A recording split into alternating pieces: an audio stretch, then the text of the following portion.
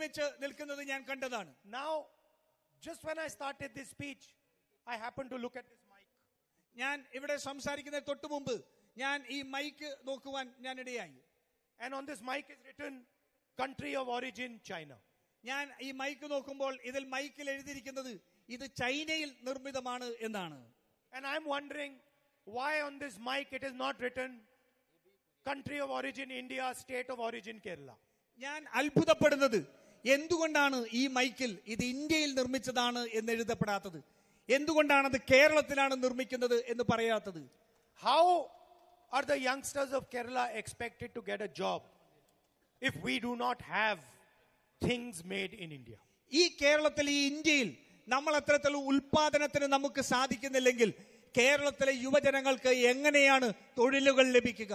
And how are we ever going to make things in Kerala if only one or two companies control the future of Kerala? ഈ കേരളത്തിന്റെ ഭാവിയെ ഒന്നോ രണ്ടോ കമ്പനികൾ മാത്രമാണ് നിയന്ത്രിക്കുന്നതെങ്കിൽ എങ്ങനെയാണ് അത്തരത്തിലുള്ള അവസരങ്ങൾ യുവജനങ്ങൾക്ക് കേരളത്തിൽ ഉണ്ടാക്കാൻ സാധിക്കുക?